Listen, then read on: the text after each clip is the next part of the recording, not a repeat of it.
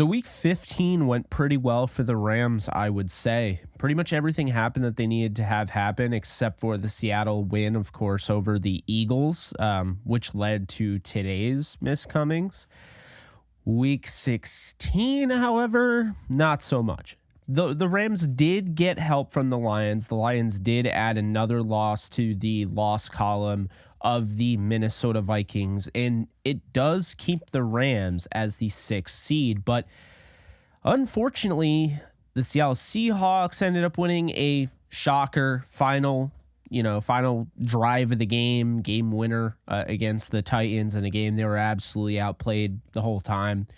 The Panthers came back, actually scored 30 points and lost to the Packers 33-30. And of course, also the Falcons beat the Colts. So yeah, didn't go quite how you would have wanted it as a Rams fan. However, the Rams still have a shot to clinch in week 17, and they still have plenty of opportunities. I count 7 scenarios for them to make the playoffs. So this video, I might not sound great. My voice still isn't quite back up to speed. However, this video is going to be your master video. If you want to know the scenarios, you can share this with a buddy. You can bookmark this, whatever. Keep going back to this video. It's all here. So before we get into it, be sure to like, subscribe, and comment. You can follow me at jkbogan on all social media. Starting it off, the NFC playoff odds right now, according to New York Times, following today's aftermath. The Buccaneers, if they hang on, they're up 30-0 right now as I'm recording this on the Jaguars, so they're going to. They have an 80% chance of making the playoffs. The Seahawks actually jumped the Rams. They have a 72% chance of making the playoffs. In percentage-wise, the Rams still have the 6th seed. Seattle has the 7th seed currently. The Packers have a 30%. The Rams have a 64%. The Vikings dropped to 26%. The Saints and Falcons have a 20% chance of making the playoffs. So those are the percentages currently. Now I have all of the scenarios for the Rams to clinch the playoffs, and let's go through it. So the first one here is the quickest clinch scenario. It's the one that you want. It's the best case scenario. Everything goes well. It's not asking a whole lot. The Rams take down the Giants next Sunday at MetLife. That's very doable. That should happen.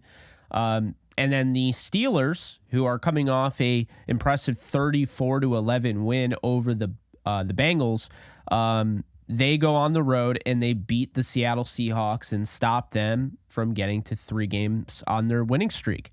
The Steelers pretty much should be the team that you root for aside from the Rams next week. They are the most important team outside of the Rams next week for Rams fans. Should they beat Seattle, that means that Rams-Giants game at 1 o'clock really will decide. I mean, if the Rams beat the Giants and Seattle loses to the Steelers, the Rams are in the playoffs without any Week 18 holding over their head. Now, scenario 2.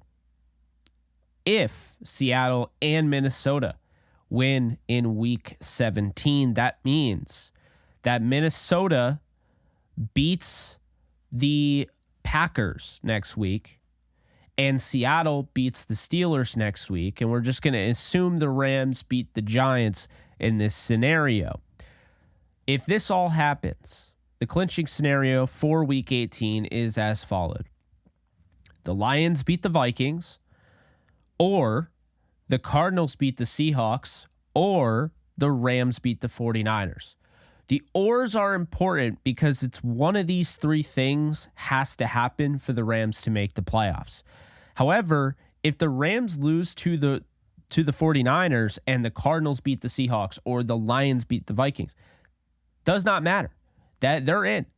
They just need one of those 3 things to happen in this scenario if Seattle wins next week and Minnesota wins next week against the Green Bay Packers. However, scenario 3 is if Seattle wins against the Steelers, Green Bay upsets the Vikings on the road. They get the W. That means Week 18 to clinch, the Rams would need in scenario 3 the Bears beating the Packers at Lambeau Field in Week 18, or Cardinals beating Seahawks, or Rams beating the 49ers. So the same thing, but you're going to take out the Vikings and Lions game. That means literally nothing if Green Bay wins. Now it's all about the Bears beating the Packers, the Cardinals beating the Seahawks, and the Rams beating the 49ers. One of those three things has to happen in this scenario, and the Rams make the playoffs. Scenario 4, win out. Just do it. Don't lose. You're in.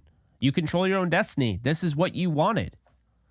If the Rams beat the Giants, even though right now they have a 64% chance of making the playoffs, goes up to 88% with a win over the Giants. If they beat the 49ers, however, that turns into a 100, and the Rams are in the playoffs. They also secure the 6th seed. It's the best way to make sure you have the 6th seed instead of the 7th seed is winning out. If you leave it up to chance, you need other teams to, win, lose, all that. You might make the playoffs, but you're probably playing that 7th seed, 2 seed matchup, which isn't too kind, I would say. Not saying the Rams can't win that, but you never want to be the 7th seed. 7 seeds don't win historically in the playoffs. Okay, scenario number 5. The Rams lose to the Giants. So what happens if because we've talked about this. I've said this over and over and over again. The Rams could not lose to the Saints, but they could lose to the Giants. They could lose to the 49ers. They can't lose to both and still make it. How does this happen? Well, the Rams losing to the Giants, they would need Seattle to lose to the Steelers or the Cardinals.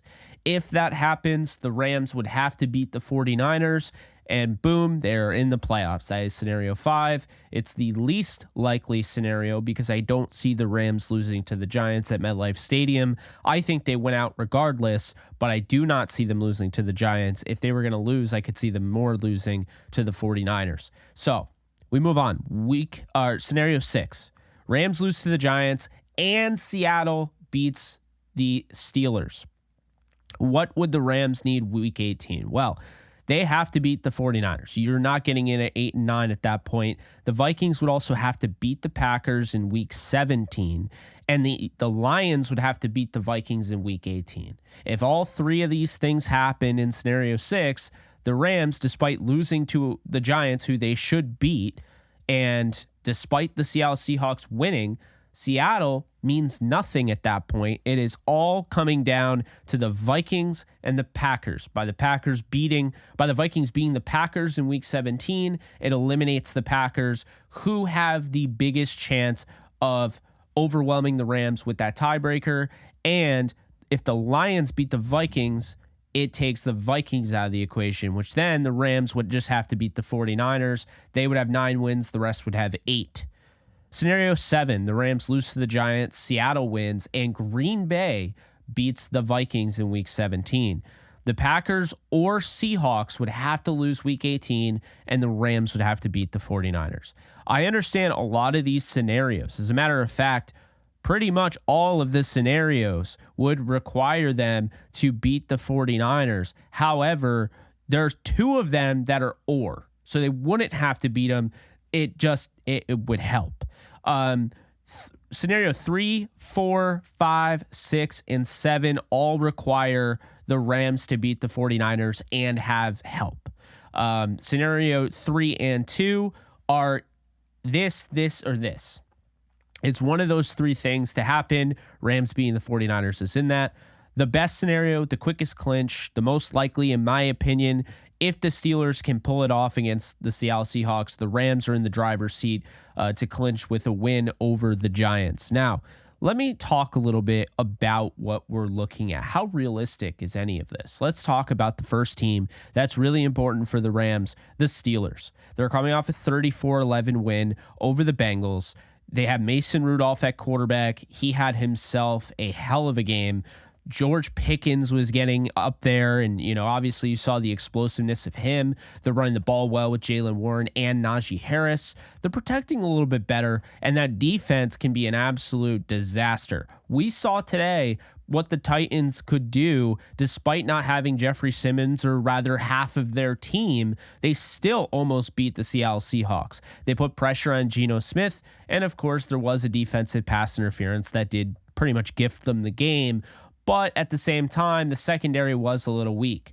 I think the Steelers recently moving to, at least last week, what we saw, the zone defense was really overwhelming Jake Browning. I wonder what they do there, man or zone. They're going to have to make sure they know where DK Metcalf is at all times. He's having a heck of a down the stretch part of this season. He's been superb for them. And then in addition to that, they're going to have to stop the run when it comes to Kenny Walker and what he can do on the ground. Seattle has been a problem, and they're continuing at the end of games to just do just enough to get by. But so have the Steelers. They've won a lot of games this year the exact way the Seahawks do. So something has to give. I know it's in Seattle, but I think I think the Steelers have a real shot of winning that game. Kenny Pickett likely will be back, but the question is, are they going to start him or keep riding the hot hand with Mason Rudolph, who's coming off maybe their most impressive performance, I would say, of the season. Now, with the Rams and Giants, I don't think this is a good matchup at all for the Giants. I know they're a great team at home defensively. It's just a different animal. I don't see that being the case. I think the Rams take care of business pretty easily, maybe do their usual where they get up to a quick lead and then they look great and they dominate the whole game, but the Giants make it a game at the end when it really wasn't. I could see something like that. As far as the Packers go, they're not playing great ball right now. They did win today, but barely, to a Panthers team that fired their coach weeks ago and only has 2 wins on the season. And by the way, they made Bryce Young look like a legit number 1 overall pick. Bryce Young had his best game of the season. Now, was that Bryce Young? I think a lot of it had to do with him making great anticipatory throws. However, I would say that the Packers defense is very liable, to giving up the deep ball, to giving up these passing plays. And I think it's going to be a problem for a guy that's been an absolute gunslinger for the Vikings, just throwing down the field, any which way in Nick Mullins. So we'll see what ends up happening next week with that. You do want the Vikings to win that game. There's really no scenario where the Packers winning that helps you out. You want the Vikings to win that game. Reason to feel good about the Vikings. They just played the Lions tough. They played the Bengals tough. They're having a hard time finishing games, but they are at home again next week. Tough loss. Would hate to play a team like this right now.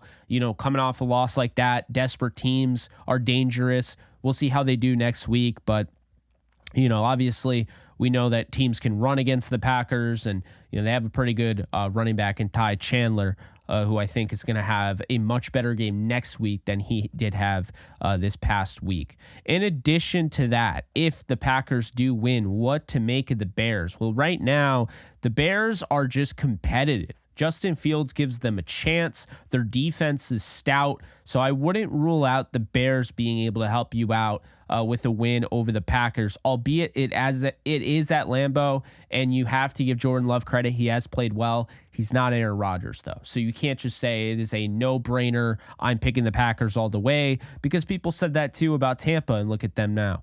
So that is really that. After that, the Lions, you think they beat them in a rematch? Well, right now, the Lions, a lot of it comes down to next week.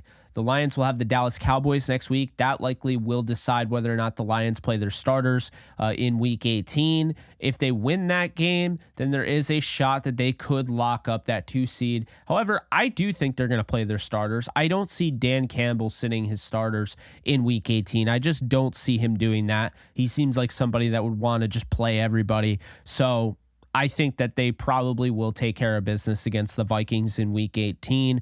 And the last but not least here, the Cardinals. Obviously, if Seattle does take down the Steelers, which is very possible, can the Cardinals win? And I would say with a resounding yes. I've been saying it since the start of the season. This felt like the biggest trap game on the schedule for the Seahawks. To finish out the season, Week 18, against Kyler Murray and the Cardinals, who just don't want to go away from any challenge. They're also really good at home this year, unlike years past. They really will give you a run for your money at home. So going to Arizona and needing a win in that case. Cardinals definitely could give you something.